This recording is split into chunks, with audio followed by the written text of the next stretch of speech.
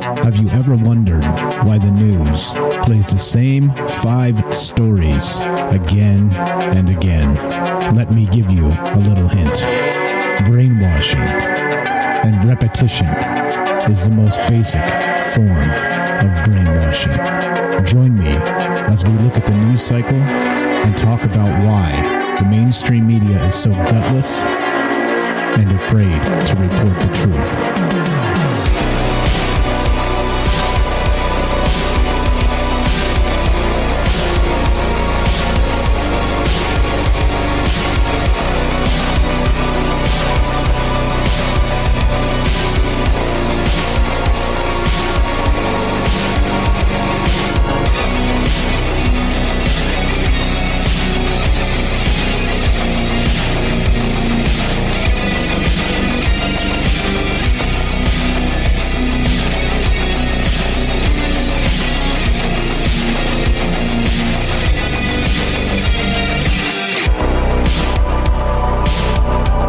Ho, ho, ho. What's up, guys? Happy Monday. How is everybody out there? I hope Monday finds you well.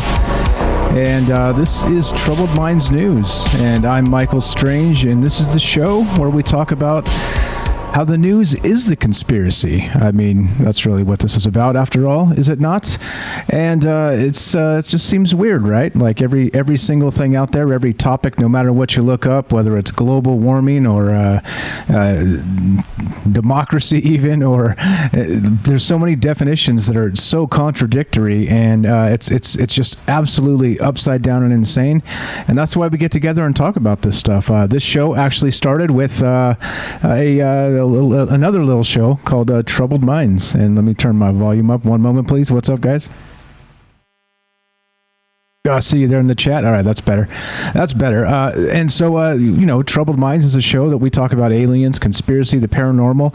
And we used to do a news segment on that show. And it just became so bloated and grotesque and large because there's so much news to talk about that we could never get to all of it. So it kind of made sense to just get together and do nothing but a news show, and bam, here we are doing a news show. So that's what the show's about. It's about all those things, including propaganda and part of the upside down that we live in, like we talk about in the other show, Troubled Minds. All this goes to the podcast feed, so you guys can listen to this the very next day, sometimes even the same day. This one in particular, Twitch, unfortunately, has a 24-hour exclusivity period because it's monetized. So this podcast will hit the feed tomorrow, but in any case, you can listen live. And I see you guys out there in the chat. Everybody out there seems excited for Monday. What's going on out there? Happy Monday. Like I say, Monday isn't necessarily a bad thing if we don't have to make it that way, right? All right. So this show is the conspiracy. That's the news. So let's get to the news, shall we? Oh, by the way, before I get there, this show's live. We've always done this show live. As number one, it's okay as kind of an example that it's okay to make mistakes, right? If you go all the way back, you can see my very first podcast is still up, and it's probably bad, by comparison to how, you do years of practice. You get better at this stuff. But, point being is that not everybody starts out good with all the fancy lights flashing and all the things that you see on the screen, right? It's this is 3 years of work to get to this point. And point being, if anybody out there is even remotely inspired to do something similar, please do go back and listen to the very first ones that we did, and they're not amazing, right? So it's out there. That's why we do it live, to kind of prove that you don't have to be anything other than just human to have smart conversations, right? You just have to think about things and try and attack them honestly, and that's it. It's as simple as that. We can say and ah a million times, and we still have people that love us, and that's kind of the point. So, and as a result of that, as we do it live with all the warts and ums and ahs and all the rest of this, it gives us a huge advantage because we can take phone calls and actually get live feedback in the chat and all the rest of this stuff that many other people cannot.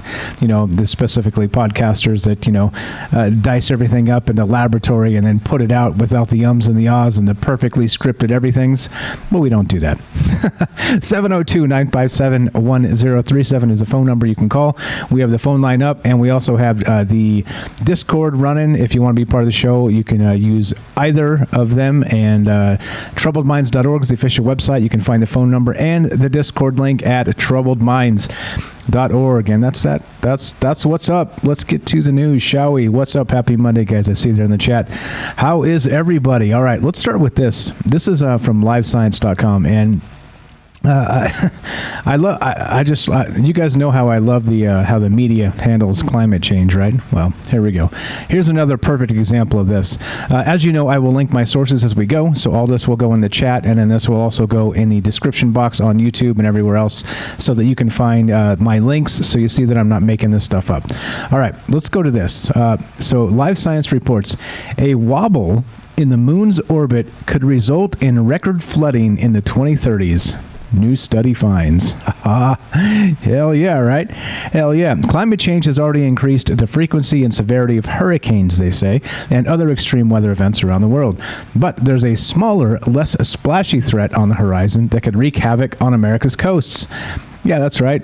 High tide floods, also called nuisance floods, occur in coastal areas when tides reach about 2 feet above the daily average high tide and begin to flood onto streets and seep through storm drains.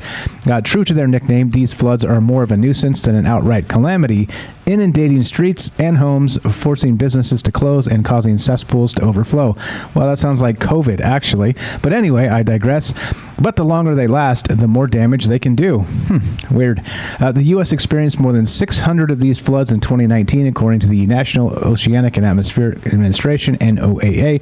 But now a new study led by NASA warns that nuisance floods will become a much more frequent occurrence in the U.S. as soon as the 2030s, with a majority of the U.S. coastline expected to see 3 to 4 times as many high tide flood days each year for at least a decade. Oh, no.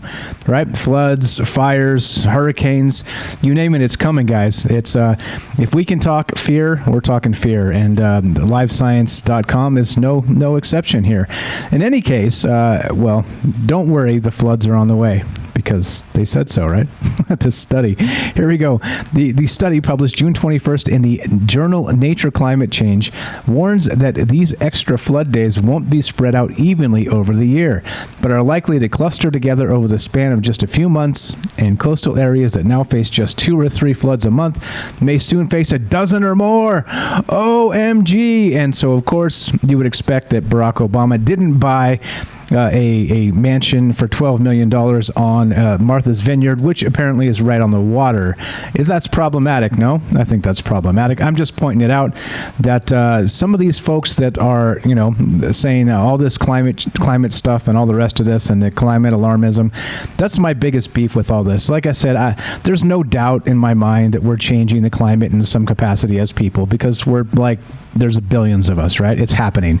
But to the level that these guys say it is, to the fact that they've made prediction after prediction that falls flat based on their computer models, they expect us to forget, right? They expect us to forget this stuff. But now here's just another one. More floods in 2030, bigger hurricanes, scarier things, scarier everything. Fear, fear, fear, fear, right? And the only way for us to avoid this, of course, is for you to eat your handful of crickets and live in your tiny house. Sustainability, baby. That's what this is all about. But all the while, just pointing out the inconsistencies here. Al Gore driving his SUVs, living in his mansions, his heated swimming pools. All these a-holes out there doing their thing. And, it's not about the elites changing the way they live. It's about you changing the way you live, right? You see, there's a problem here. There's something called inequity. And it has nothing to do with, anything other than the elites say, we do, and we're supposed to accept it, right? And otherwise, if you don't, just ask George Clooney, because he'll back up the narrative. Anyway, you guys know how I feel about all that. Anyway, let's keep on trucking here. Let's keep on trucking here. What's up, guys? I see you in the chat. Let's see. Yeah. Thank you in the chat. I see you guys there. Thanks for hanging out with us today. All right, let's go to let's get off the more depressing variety of the gloom and doom of the media coming from from Live Science of all places, and go to MysteryWire.com. This is George Knapp's website, and he talks about UFOs. So let's talk about this. This is a little more fun. Congressman Adam Schiff, right? Insert joke here about his name being almost exactly like you'd expect the dude to be. But anyway, here we go. This is okay. Does alien life form exist on the planet? Congressman Schiff is not ruling out alien life forms. In an exclusive interview with Alexan Balikian on Sunday Morning Matters, California Congressman Adam Schiff is not ruling out following the Pentagon declassifying the report of 144 unidentified objects. Okay, that's written very poorly. Let's just hear what Shifty Schiff has to say. Action. Function. We can't explain. Let's rewind that. I was actually listening to that before this, and it's we saw some unclassified. I didn't reset it. Let's reset that. Sorry about that. Let's try this again. UAPs, alien life forms. We saw some unclassified documents from the Pentagon. Do you believe there's alien life form, and will this open up a bigger investigation into UFOs? The report that we've received, and there's obviously a declassified version of it, points to a lot of unexplained aerial phenomenon. That is, things that we know are physical objects in the sky because they are measured by different sensors, so that it's not just an aberration of the weather, and it's not just a sensor problem or malfunction. We can't explain how they behave. Now, whether there is a rational explanation that excludes the possibility of some other more advanced life, my guess is there probably is, but I don't think we can rule anything out. And so one thing that these studies have demonstrated is we need to be much more scientific about our observation and recording of these phenomena so that we can figure out just what is it? How many are unmanned aerial vehicles? How many are weather balloons or other explainable phenomenon? Do any of them belong to our adversaries? And are some just beyond our or any other technical capability where we have to contemplate there might be something else involved? Okay, just look at the look on the dude's face. I'm going to refresh this, and I'm going to just freeze it so you can see, like, near the end there. He's just got this just, basically a Schiff-eaten grin, if you know what I'm saying. Like, this guy just absolutely cannot... There you go. Can we pause it without the big? Oh, you can't. You can't really see. Anyway, you get the point, right? Like this guy, even when he's talking about UFOs, he just can't stop being a lying politician, and he just got this stupid look on his face as he describes all this stuff. Oh, weather balloons and unmanned vehicles and the things and and then maybe, again, right? Just lockstep with the narrative, the mainstream narrative, like you would expect. We don't know what these things are. The UFOs. We can say with some confidence they're not China, they're not Russia, and they're not ours, definitely, because if they were, we'd just tell you. Of course, if they were, though, they wouldn't tell us. We know that's the truth. But we're not ruling out the fact that this could be something unknown to us, right? Come on, get out of here, people. This is BS. This is politics. This is liars, and this is the world we live in. It's unfortunate. This guy's a piece of garbage. He's always been, and of all the lying propagandists, this guy is one of the worst, the scummiest, slimiest piece of garbage politicians on earth, in my opinion. Surely there's worse, but I don't know. I'd be hard pressed to name a name other than this fool. But in any case, you see what's going on here, right? So not only does he echo exactly the talking points of the mainstream media, the mainstream narratives, right? It's the same thing. It's the same old BS. We don't know what this is. He even brings up weather balloons and weather anomalies. Get out of here, bro. just climb back under the rock you came from in California and stay there. We're not interested. Anyway, here we go. Shifty Schiff. All right, let's go to the debrief.com. The debrief.org. Incredible new nanotech material can produce clean energy inside your body. Yeah, right. How cool is this? This seems legitimate, right? That sounds cool. I mean, don't we already have a mechanism to create clean energy inside our bodies? And it's, you eat food, and then anyway, Here we go. Electricity has okay, let's blah, blah, blah. New nanotech research being undertaken by an international team of researchers at Tel Aviv University are exploring whether electric currents can be produced within the human body without the use of electrical devices, and instead through the activation of the body's own organs.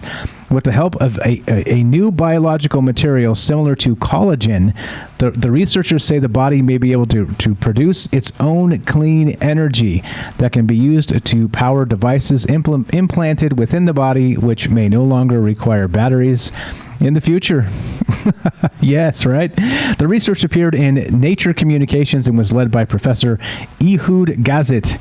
Yep, that's a real name. Founding director of Blavatnik Center for Drug Discovery and a staff member at the Wise Faculty of Life Sciences, Shmunis School of Biomedicine. Yep, that says Shmunis right there. I'm not kidding. Shmunis School of Biomedicine and Cancer Research, who worked with an international team based out of Australia, China, and Ireland.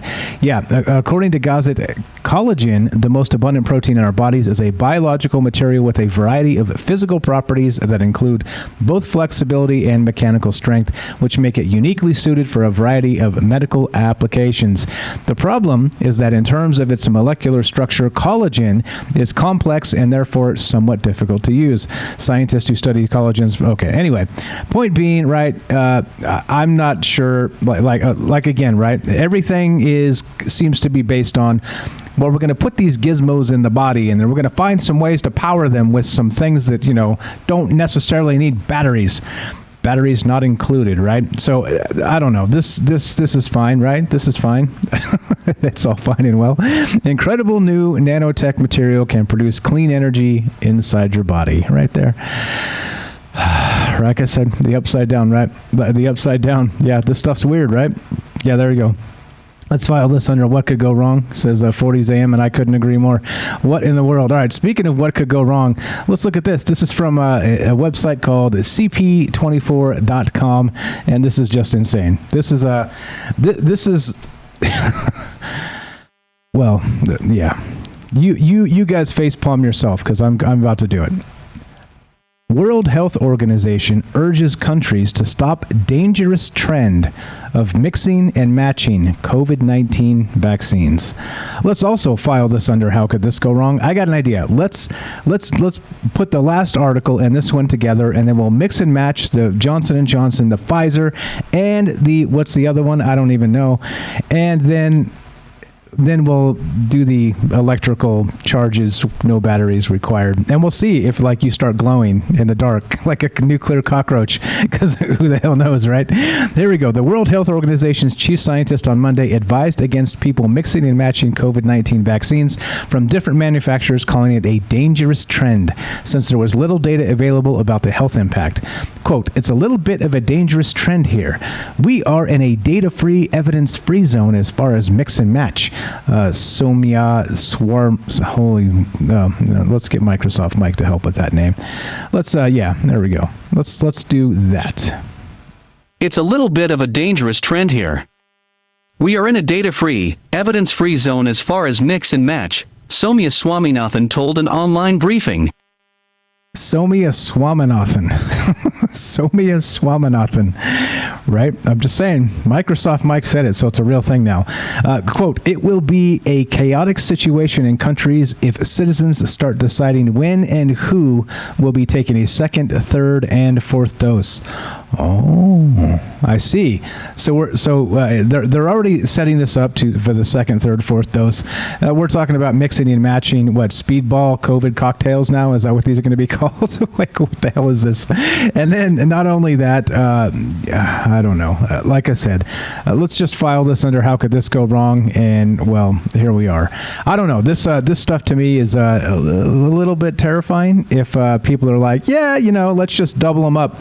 I got the Johnson. Let's put the Moderna, and then we'll save the Pfizer for the end of the year. We'll put them all together, and then what? And I hope it works. Cross your fingers. Yeah. All right. Let's. We're about time for a quick word from our sponsor, which is you. Are you digging the show? If so, you can support us quite easily and at no additional cost to you if you already have an Amazon Prime account. Since we stream on Twitch every day, all you have to do is link your Amazon Prime account to your Twitch account, and they give you free games on a monthly basis for your personal use, and also a bonus $5 a month to send to your favorite streamer as a way to bring more people to Twitch. And all you have to do is sync up to 2 accounts and click subscribe. Thanks for considering us.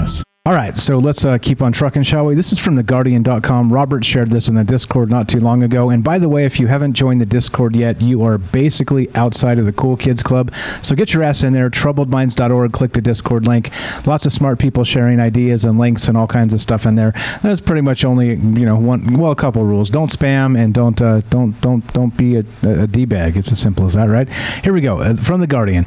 Nightmare scenario. Alarm as advertisers seek to plug into our dreams. Yeah, right? Yeah, here we go. All right, so Coors encouraged people to watch a short online video before bed. Coors, of course, is a beer brand, Anheuser-Busch, right? Then, wait, is it Anheuser or is it not? I don't even know. I don't even care. It continues. Coors encouraged people to watch a short online video before bed, then play an 8-hour soundscape through the night. If successful, this targeted dream incubation would trigger refreshing dreams of Coors, according to the company. It's unclear how many people took part in the dream manipulation. The top Google search result for Coors Dreams is currently the song Dreams, performed by the Irish pop rock band The Coors, C-O-R-R-S. But experts warn that the Coors campaign is not just a gimmick and may have opened a door to a troubling future. Quote, they're trying to push an addictive drug on people who are naive to what's being done to them. I don't know if it can get much worse than that. Bob Stickgold, a cognitive neuroscientist and professor of psychiatry at Harvard Medical School, said of Coors' effects, which he believed could potentially be replicated by other companies. Quote, anything you could imagine an advertising campaign for at all could arguably be enhanced by weaponizing sleep, Stickgold said.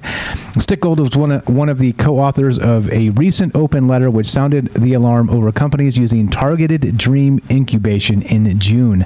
The letter was signed by 35 sleep and dream researchers from around the world. Yeah, right? Like, once again, let's file this under how could this go wrong? Now, right? Again, as we end up like it seems like the world just gets more and more oddball, right? Like the stuff that we're talking about is like, no, this is science fiction. This shit doesn't exist, does it? Oh, yes, it does. Oh, yes, it does. Okay, first off, do you really need like a brainwash, what do they call this? Targeted dream incubation to want some beer? I mean, holy crap, man. I don't know, right? So clearly, the implications are quite a bit more than just popping open a cold one after a long day of work. This could be used for anything, right? You guys have seen the movie Inception, have you not? Where they try to implant an idea deep inside of somebody's brain to change who they fundamentally are. Well, imagine if you could do that. And by the way, so let's just fundamentally change who somebody is and make them want a Coors. Want a nice cold beer. Yeah, right? There you go. See, Salcedo's got it right. What's up, James says, yeah, I don't need help with wanting beer. Yeah, me neither. Me neither. Coors, on the other hand, well, you'd have to brainwash the shit out of me for me to drink that swill. But in any case, this is, like I said, larger implications here. And I don't know, like, did anybody do this? Like, I just heard of this today, so I didn't actually check. Let's see. Would trigger refreshing dreams. Let's see. Here's the actual Business Wire. Where's this from? Nah. I was hoping to see like the little video they want you to watch. Let's see. Infiltrate people's dreams. No. Yeah, there's no. It doesn't look like there's a link to the video. I'm curious what the video is. Like I'm ready to put my goggles on and watch the brainwash video and see if it makes me want a Coors. But I doubt that. It would take a lot to make me want to drink that garbage. But in any case, I don't know like what's up with this. This is pretty sick.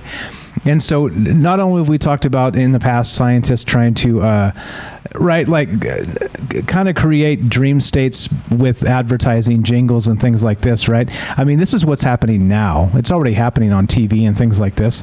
Like, you think they don't do studies on what the most subliminal, impact they can have with their commercials are right now? Of course they do. Of course they do, right? They want their jingle to stick in your head and be that earworm you can't get rid of, right?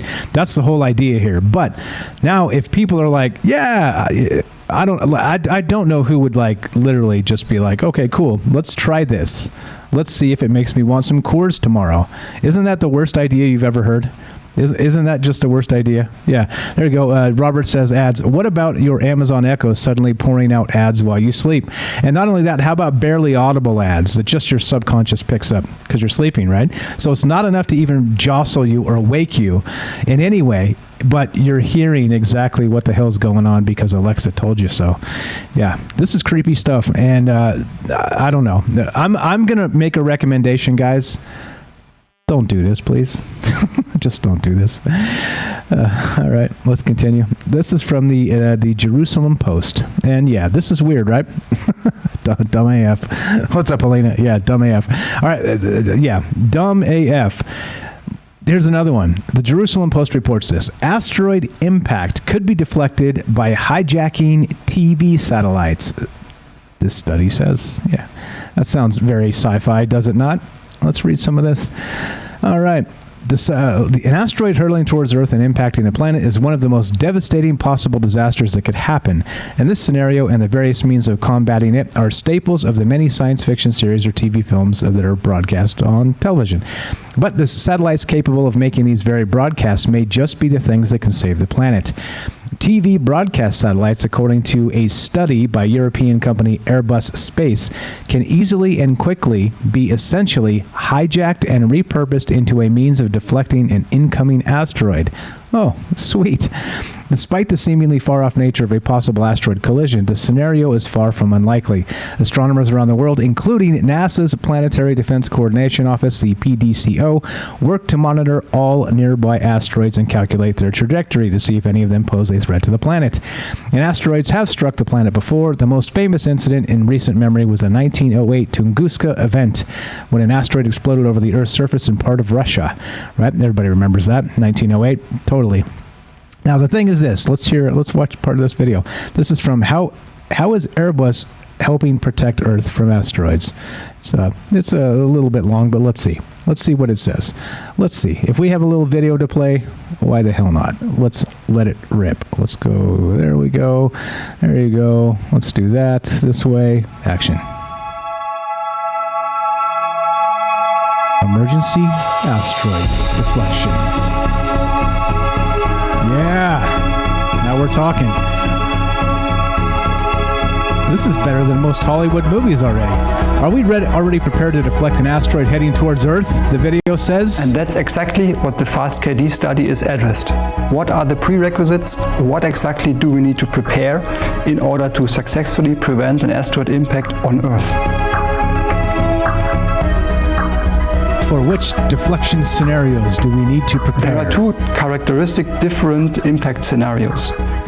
The first one, if you have a very long warning time, this means about 20, 30 or 40 years in advance, then you have sufficient time to develop, build, test, launch and finally operate the deflection attempt.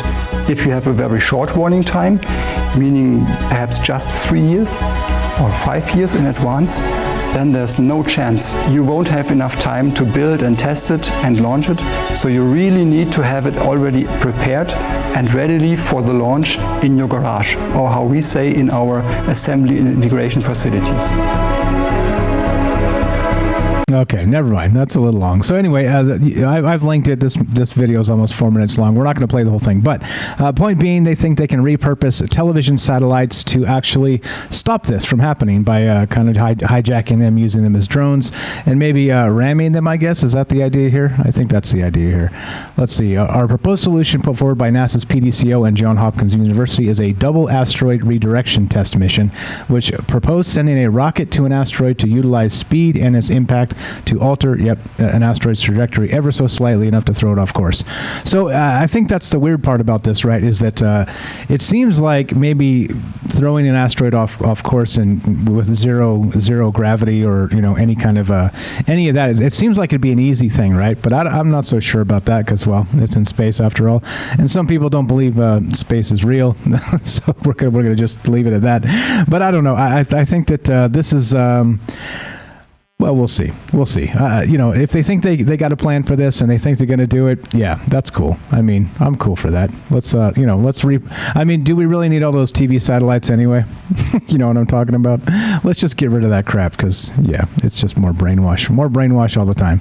Let's see. Where is the one? I thought I had another. There we go. All right. So not only that, so let's go to live science. We'll go back to that. Now we have not just using the Airbus strategy of repurposing actual television satellites.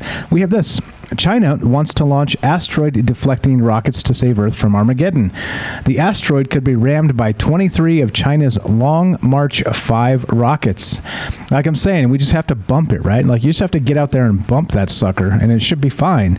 But, well, I guess getting enough lead time. I mean, I'll bet you... think about this. Do you think if Elon Musk, they were like, shit, man, we got 9 months. You think he'd bump that sucker? I think he'd get a rocket up in like 6 weeks. Like, that dude, he doesn't sleep. He is an alien, right? I mean, I don't know. Like the estimates here where they're like, oh, we need 3 to 5 years and shit like this, and they call that a short window. Nah, man. I'm pretty sure. Like, you remember that whole Armageddon with Bruce Willis and that whole bit and the thing, the asteroid and that whole thing. Nah, man. Elon Musk and his team. I'm pretty sure 6 weeks, right? I'm pretty sure they'd be like they'd test it in 6 weeks and then 6 more weeks they'd be launching the.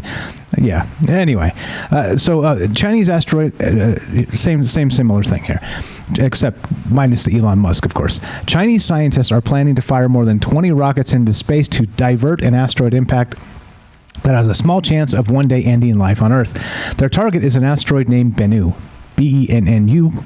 An 85.5 million ton space rock that is on track to swoop within 4.6 million miles of Earth's orbit between 2175 and 2199.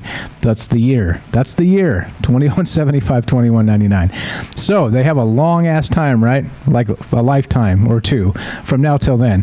And although Bennu's chances of striking Earth are slim at just 1 in 2,700, the asteroid is as wide as the Empire State Building is tall, meaning that any collision with the Earth would be cataclysmic. The estimated kinetic energy of Bennu's impact with Earth is 1,200 megatons, which is roughly 80,000 times greater than the energy of the bomb dropped at Hiroshima. For comparison, the space rock that wiped out the dinosaurs delivered about 100 million megatons of energy. Live Science previously reported. So 1,200 megatons, 100 million megatons. So we're not talking the end of all life on Earth, but we're talking a really bad day.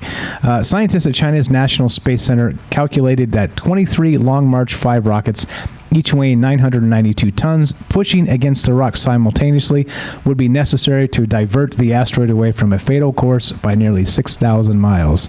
Their calculations are detailed in a new study published in the forthcoming November 1st issue of the journal Icarus. Yeah, so anyway, I'm glad people are thinking about this. Would it really take 23 rockets to do this? Does that make sense to anybody?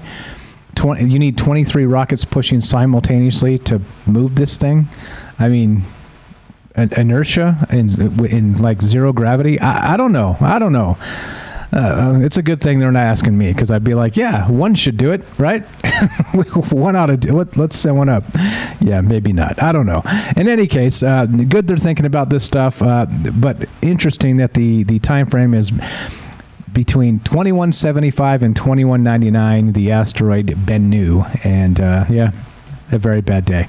A very bad day indeed. All right, let's continue. Let's go to futurism.com. Yep, here we go. More WTF. The WHO says gene hacking superhumans should be illegal. Oh, thanks, WHO. The gene editing research community is trying to find the most ethical way to move forward. Oh, I see. Yeah, okay. So now some of the, let's see, after the now famous scientist He Jiankui experimented gene hacked experimentally gene hacked several human embryos and allowed them to be born as babies, the genetics research community began to scramble for new ground rules.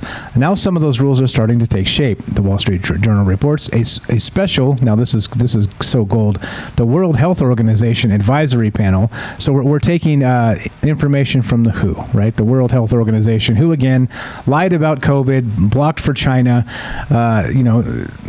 just like stupid misinformation constantly. Like, I hate that we have to get information from these clowns because it's not good. This is not good. I think anytime you see the World Health Organization, you should probably just turn your monitor off and walk away. Just saying. So anyway, from 2 new reports on Monday that issue recommendations and ethical guidelines for the international research community around thorny genetics ethics questions. Unfortunately, for anyone who'd hoped that recent advances in CRISPR tech meant they could gene hack their way into some swole muscles, for instance, it seems like human augmentation outside of medical necessity is getting the axe. Oh, so that totally won't happen, right? Quote, we want people to look at what is happening now and what we need to do to shape the way research will proceed. Dalhousie University gene editing ethicist and committee member Francois Baylis told the Wall Street Journal. Alongside gene editing meant to augment human performance, the reports also urged against germline edits or any genetic alteration that a patient would pass along to their future children. Instead, ethicists generally agree, and the committee recommended that it's best to focus on edits intended to treat or reverse diseases. Well, that's good. As long as they're going to agree not to do these things, right? You know what I'm saying? Love this stuff when they make these agreements that nobody's going to stick by. They're going to be like, basically what an agreement like this means is, okay, nobody's allowed to do this shit publicly. We're going to do this in underground bases with black budgets, right? Like, that's what this shit means, if we're being real, right? I mean, that's really what this means. So, I mean, come on. Anyway, it's nice, like I always say, the world we live in is basically a PR front for all the dirty shit that's going on. And here's just another example of that. It's just like the space treaty, right? No weapons in space. And then there's killer satellites, there's directed energy weapons, there's all kinds of shit out there that we know and can verify, even though it's against, the treaty, the weaponization of space, which basically means treaties are kind of worthless, right? I mean, it's kind of like the, handshake agreement. Well, we won't make this publicly known. Yeah. Anyway, all right. Let's take a quick break. I think we're overdue. You are listening to, what is this? Troubled Minds News. I'm Michael Strange. Don't go anywhere. We'll be right back after a quick break.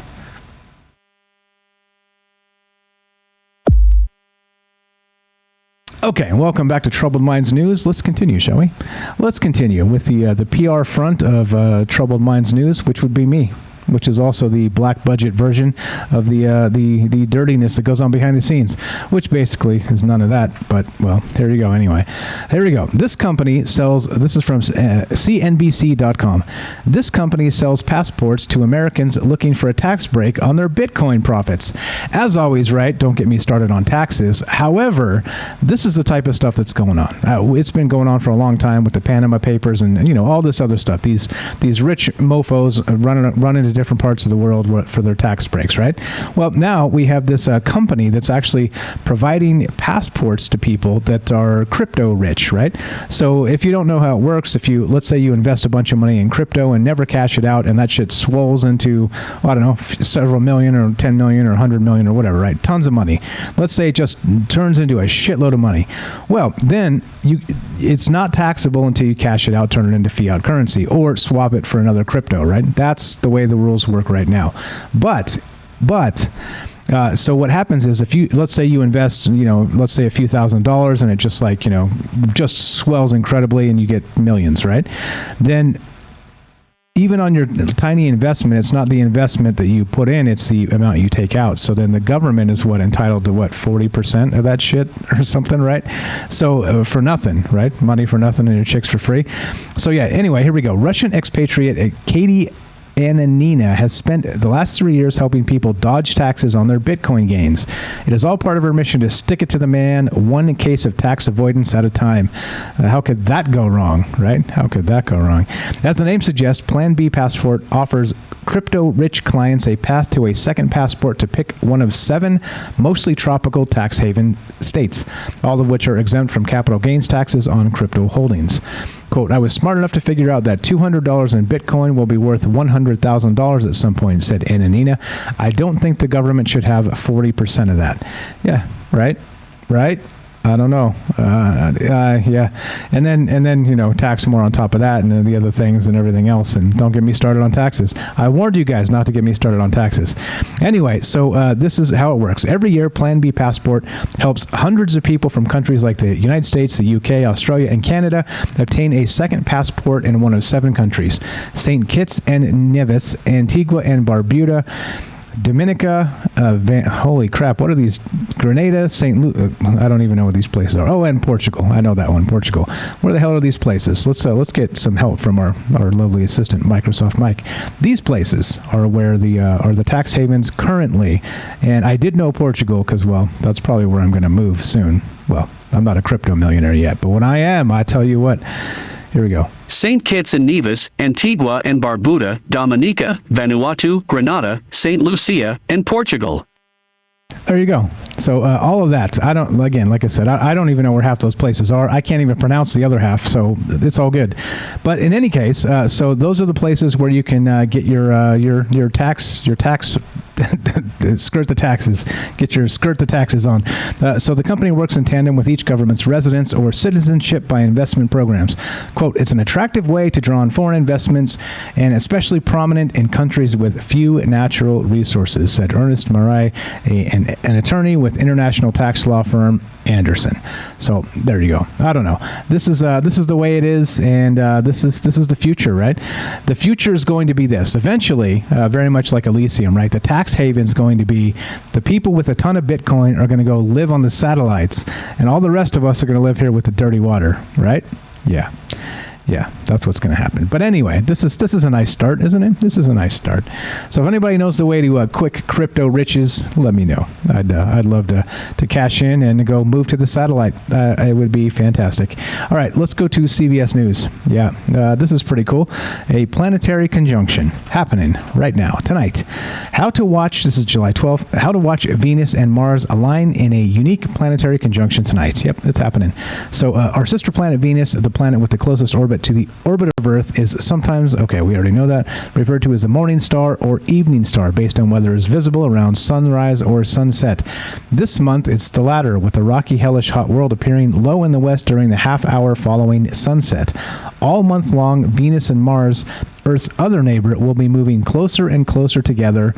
And on Monday night, the evening star and the red planet will appear in the sky just a finger's width apart. And you can see right there in the nice little graphic, they're going to be right next to each other. There you go. Pretty neat. I thought for you stargazers out there, for you dreamers, that maybe you would want to go out and watch the Venus and Mars alignment. And if you didn't know what was happening, well, now you do. See? There you go. Don't say I never did anything for you. I'm trying to help you go see some beautiful cosmic sights. All right, let's go to CNBC.com. This is Virgin Galactic. Now, this is odd, right? Everybody over the weekend watched Richard Branson go into space, right? Wink, wink, space. Barely space, but space is space, right? Anyway, for some reason, explain this to me, Virgin Galactic falls 17% after it gets set to sell $500 million in stock following Branson's successful flight. All right, wouldn't that actually make more sense if it was going to go up?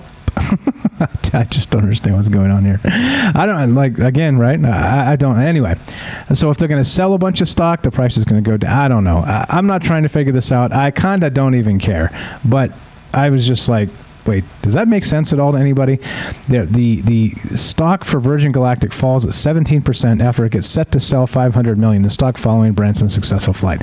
So what are they trying to do? Cash out on the successful flight and then I'm still confused.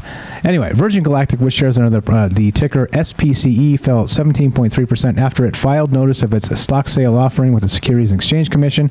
Trading in Virgin Galactic was briefly halted Monday morning due to volatility. Virgin Galactic has 240 million shares outstanding, of which 164.6 million are available to the public for trading. Based on Friday's closing price of $49.20, Virgin's 500 million offering would equate to nearly 10.2 million shares. Yeah, okay. Anyway, it just goes to show you I don't understand any of this shit, but it doesn't make sense to me. You figure this would go up? I don't know. Let's see. Yeah, we'll see. I don't know. This is the type of stuff that, has anybody watched that Branson flight over the weekend? Anybody impressed? One small step for billionaires and one huge step for the rest of us who may never get up there because, well, it's freaking expensive. But I don't know. Like, this is one of those things where I was like, meh. Big deal, right? Like, who kind of cares? Only because, well, like, it seems odd to me that we're now talking about space tourism already when we're like, really don't have any kind of like foothold even on the moon, or I don't know. Like I said, everything seems backwards. Everything seems back-asswards. Like, you would expect that if it's a commercial venture and you want to sell $250,000 tickets to get into space, wouldn't it be a little better to just maybe get a base on the moon and mine the shit out of the moon, use it as a jumping point to mine asteroids and then just buy the Earth and Mars and Venus? I don't know. Like I said, it doesn't make any sense to me. Let's continue, shall we? Let's continue. This is one of my favorite topics, by the way. Let's rat on each other. Yeah, one of my favorites. This is from the Epic Times. FBI tells Americans to report family members and peers in tweet and gets blowback. Yeah, as you would expect. Oh, by the way, before we talk about that, this is live. If you guys have comments on any of this and you would love to be part of the show, you want to say hi, show feedback, just whatever's cool. We're not going to be super picky here. It's an open line. It's and there's several lines. So if we get like inundated with phone calls, we could even take several phone calls. So it's all good. 702-957-1037, troubledminds.org. Click the Discord link and get your ass in the Discord if you are not a part of that yet. All right, let's go back to this. Let's go back to this. The Epic Times. FBI tells Americans to report family members and peers in tweet gets blowback. Yep. Well, this is paywalled, so we're going to use the Dwayne Dibley trick, and we're going to look at it here, because here's the, yep. Yep, I know. Sorry, Johnson. Sorry, buddy. All right, here we go. The FBI tells Americans to report family members and peers in tweet gets blowback. And I did check the tweet. And yes, it is legitimate in the archive. Yep, this is a tweet from the FBI. Check this out. It's one of those ones where you're like, what? Here we go. Trying to paint our neighbors and our family and our friends as domestic terrorists. Here we go. Quote from the FBI, straight from their Twitter account. Family members and peers are often best positioned to witness signs of mobilization to violence. Help prevent homegrown violent extremism. Visit go.usa.gov, this website, to learn how to spot suspicious behaviors and report them to the FBI. Notably, by the way, remember that guy that shot up that school in Florida? That kid that was like 21 years old. I say kid, but he was a grown man at that point. Remember that guy? What was his name? I don't remember. Not that it matters. But remember, they politicized the shit out of that. CNN had like town halls for like 6, 7, 8 to 10 months, over and over. Parkland. And they had, that kid, by the way, that young man, that 20-year-old, 21-year-old, however old he was at the time when he shot up the school and killed those people. By the way, he had been reported to the FBI. Often.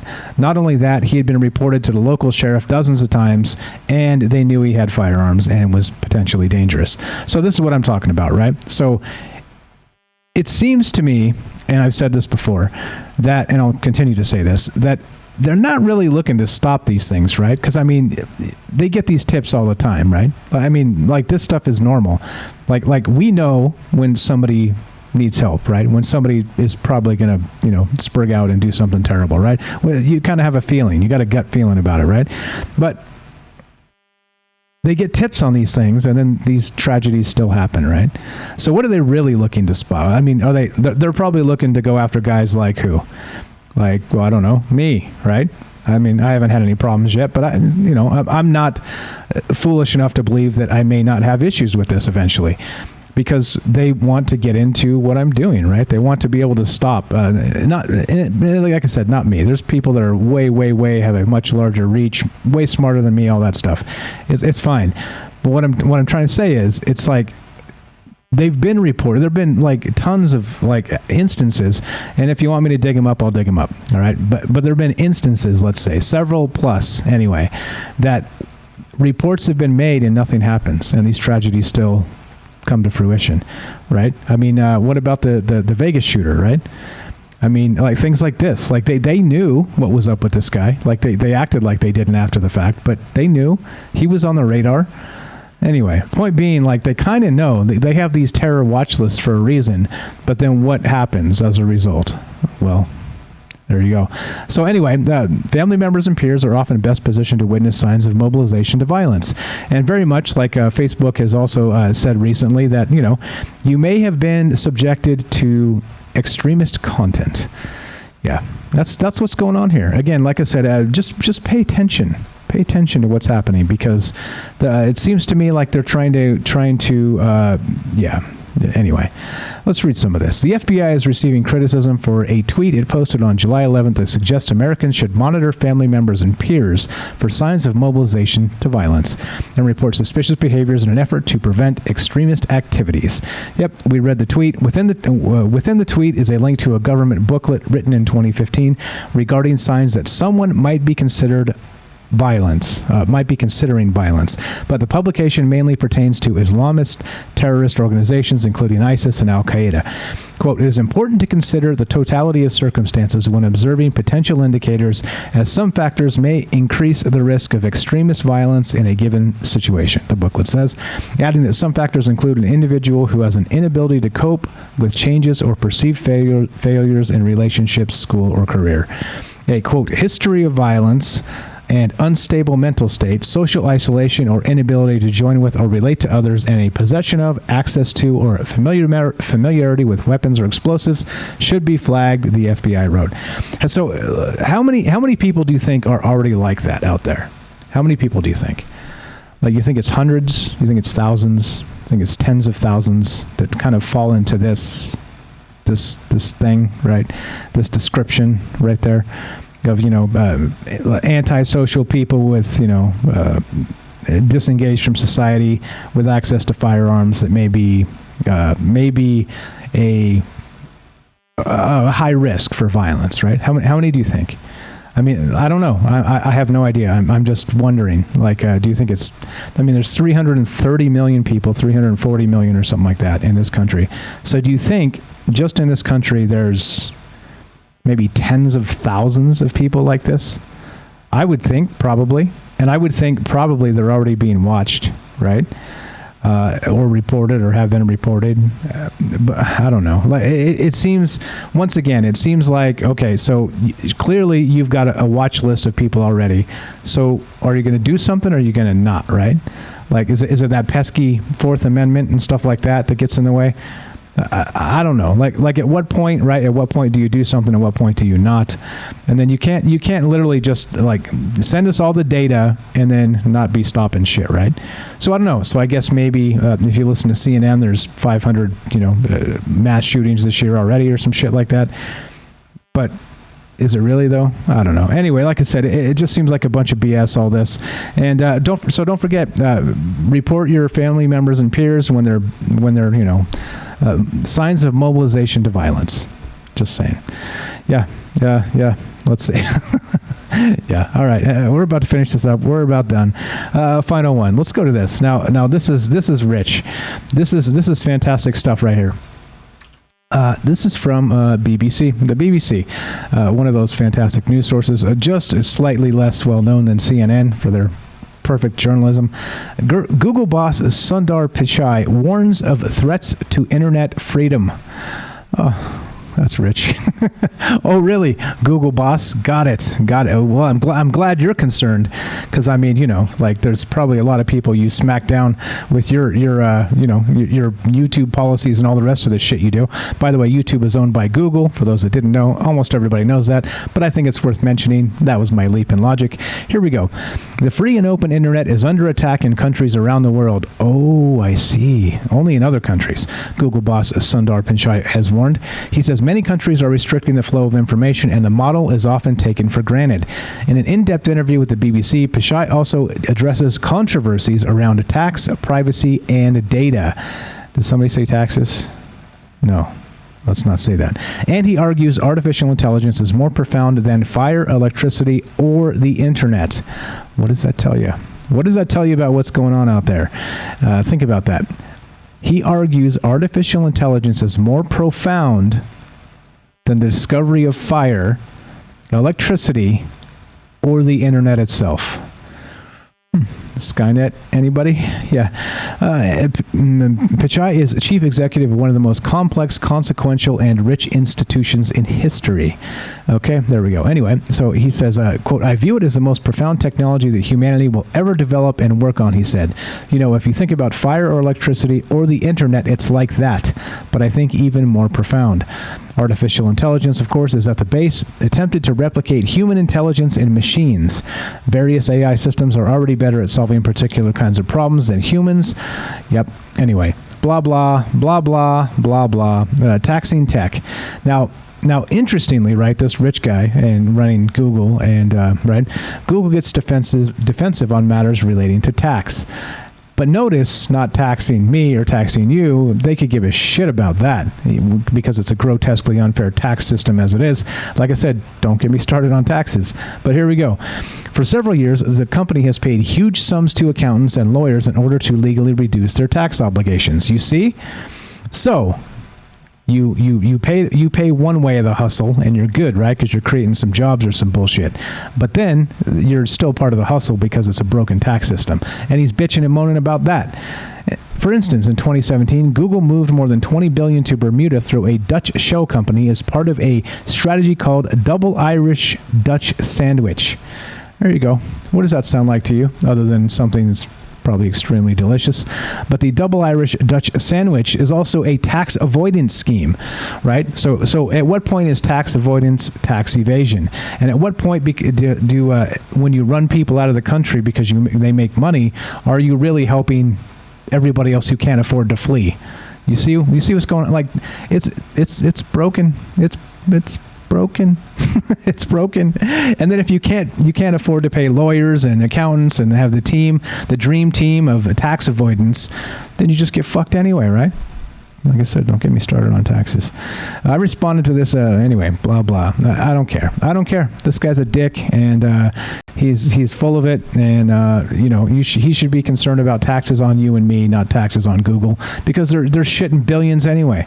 Who cares, right? Who cares? Is anybody, did that tug your heartstrings when we talked about Google being taxed? Anybody sad about that? Yeah, of course not. Of course not. No. They should be paying us back for our data they've ripped off to create the Skynet that's coming. Anyway, as we finish this up, we're finished. But look, this is the thing. We have Troubled Minds tonight at 7 p.m. So don't worry, we're not done tonight. We're still going to keep on trucking and doing this. We're going to be waving our fist at the air and hollering back and kicking dirt in the man's eyes and doing what we can. But, it's only small voices, small digital voices on the internet. But like I always say, you get enough of them shouting in the same direction and things can change. Things can turn. You can get people's attention. So that's the idea. That's what we're doing here. Troubled Minds News, 702-957-1037. Got a couple minutes left for you if you want to comment on any of this stuff.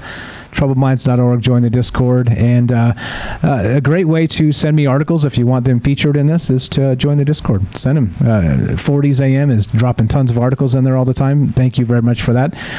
We got stuff from Robert in there. We got stuff from everybody. Everybody's sharing articles all the time. And what's going on in the world, it's probably a fantastic hub to kind of find good stuff there. So anyway, as we finish, that's what's up. We're going to say thank you to the folks that have actually supported the show. So let's do that, and let's finish this sucker up. What is it? What are we doing? And hell, I don't know. I don't know where we're at, and I don't know where we're going, but at least we're here right now, and sometimes that's all that matters, right? Sometimes that's all that matters. Let's go to this and play some outro music, and there we go. So I have no idea what's on deck tonight for Troubled Minds. We got, a big whopping 3 hours between here and there, so I'll figure something out as usual, and that's that. But let's play this. Let's go to the Star Wars crawl. So I was going to give you a sneak peek of what's happening tonight, but I don't even know. Maybe it's something that we talked about here. Maybe it's not. I have no idea.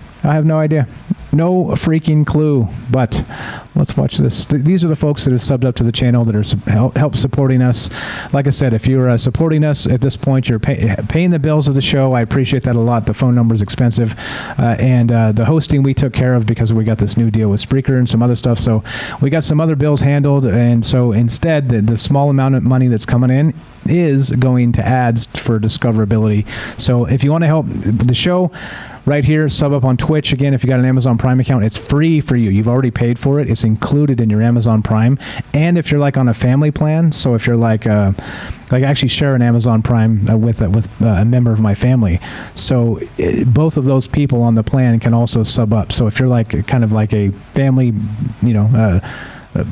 share-e of a Prime account, that counts. So if you want to do that, please just connect your Prime account to your Twitch account and then sub up to the channel. It sends $2.49 a month straight here, straight to Troubled Minds. I appreciate all you guys supporting us and doing that. Also, all the gift subs, thank you.